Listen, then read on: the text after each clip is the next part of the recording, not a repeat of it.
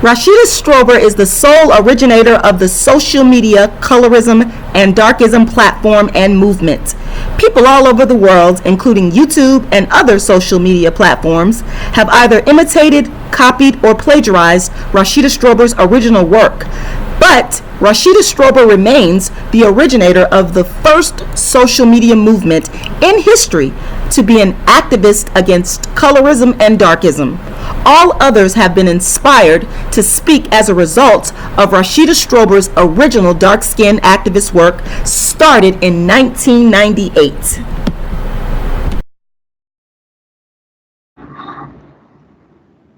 Hi, so this is Sean here with Miss Rashida Strober, the first dark-skinned activist and creator of the term darkism. Greetings, everyone. It is Rashida Strober, the world's first dark-skinned activist. For those of you that don't know, I am the creator of dark-skinned activism, which is the first platform to address the systemic discriminations that dark-skinned people face. I am the reason, and I don't say this out of arrogance, I say it because it's the truth, that social media, people on social media, people on TV speak on colorism. I created dark-skinned activism in 1998 as a solution to the problem regarding an understanding of why I was being discriminated against as a dark-skinned female. Out of dark-skinned activism, and this is very important, came darkism. And darkism, and I would like for everybody to understand that this is a word that I coined and created. It's a word that I coined. It's also a book that I wrote that is copywritten material with the United States Copyright Office, Darkism. And I created this term because I needed to operationalize and provide a framework for my dark skin experience. And I've said this before, another reason I had studied extensively the colorism scholarly literature as a graduate student attending the University of South Florida. And the literature, the research did not go far enough to help us in our understanding of what dark-skinned people specifically face. So I, Rashida Strober, created the word darkism and wrote the book Darkism and created the concept darkism to focus exclusively on the discriminations that dark-skinned people face. Another reason that I come to you today and give you these explanations is because there are some people, and I don't understand why the dishonesty, the intellectual dishonesty, I'm not sure, I don't understand that are saying that I did not create darkism, which is, it makes no sense. When you look at the facts, and I'm a fact person, I'm a factual person. I deal with what is factual, what is true, what is ethical, what is moral, because the truth will always stand at the end. I have to clear up the misconceptions as to the fact number one. I created the word darkism to denote the struggles of dark-skinned people. And it came out of my own experience first. And then again, like I said, studying the colorism scholarly literature, I found that it didn't focus specifically on dark skin. And there needed to be some type of concept, some type of movement that focused specifically on dark skin. And I get this question a lot. People will say, well, what's the difference between colorism and darkism? Well, again, the concrete difference after, again, years of study is that colorism, unlike darkism, does not focus on dark skin discrimination. I've written more books on dark skin than anybody in the world. And I can tell you that dark skin, darkism, is a specific discipline in and of itself, which is why I created darkism. Understand, it started with myself and my lived experience. But as a scholar, as a theorist, as a paradigm creator, you begin to understand that once you create paradigms to define your experience, it expands to other people. So I created darkism to shine a light on specifically what the dark-skinned people of the world face. That's the quick answer here. Only got about 5 minutes here.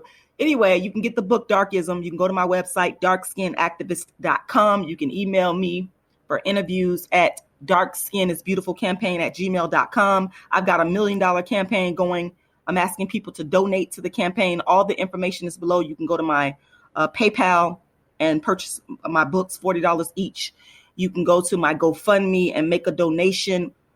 Most of all, share this information. Spread the word. Rashida Strober, the world's first and only dark-skinned activist, the creator of the concept of darkism, and the author of the book Darkism, 25 Ways Dark-Skinned People Are Discriminated Against. Rashida Strober.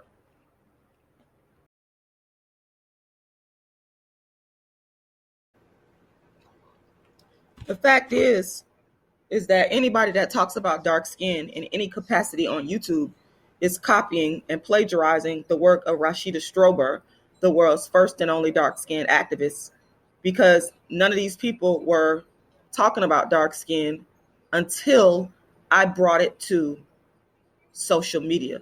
That is a fact. There's a whole generation of people, and the thing is, I'm pissed off with YouTube. YouTube is good, but I'm also pissed off with YouTube because it allows for people to copy and rip off your content from your channel.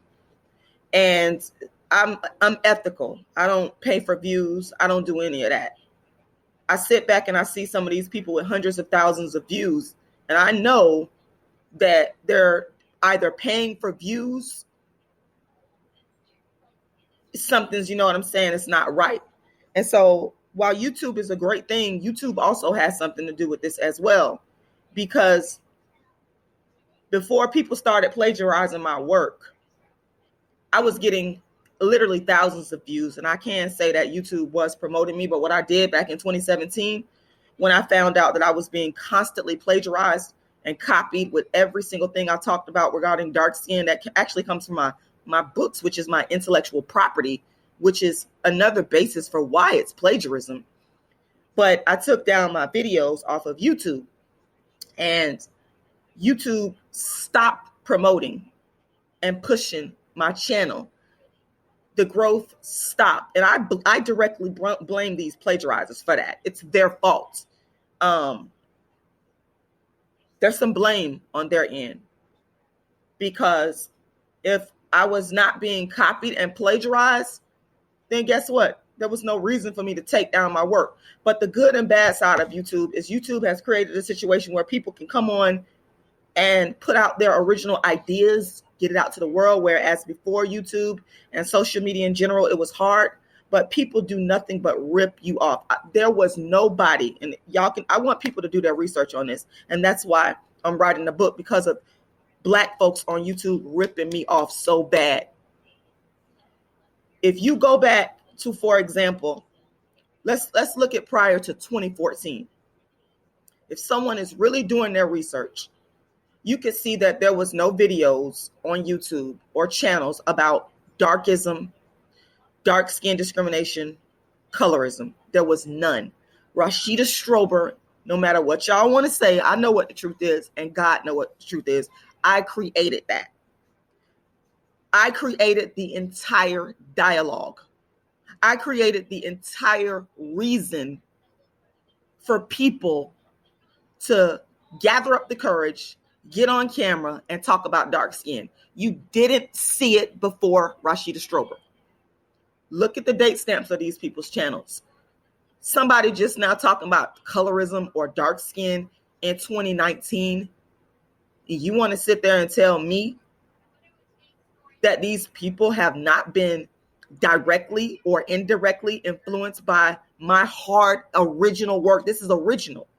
And when I say original, I mean nobody ever talked specifically about dark skin from any angle before Rashida Strober. Go check the date stamps on my channel.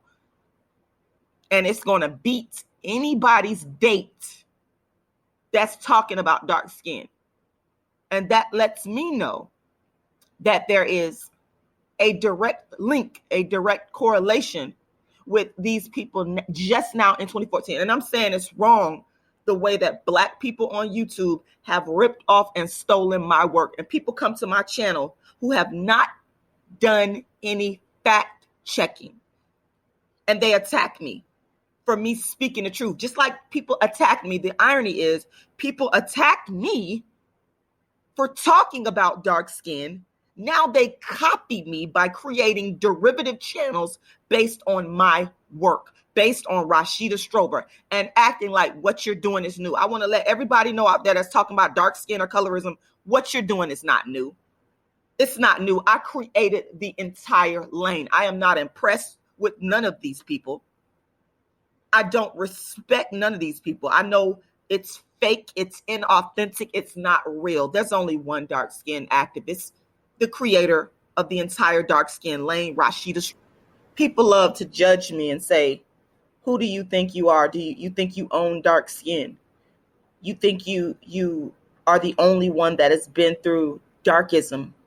And it's ironic because I created the word darkism. Isn't that funny? People turn around and tell me, do I think I own darkism? Actually, I do. I'm the one that created the word darkism. The irony in that. But nevertheless, put yourself in my shoes. If you grew up experiencing this thing called dark skin discrimination, aka darkism, and no one was around to talk about it, there was no YouTube. There was no Instagram. There was no Facebook. And out of your own raw, organic, original necessity, you developed a movement that a topic came out of that nobody thought to talk about.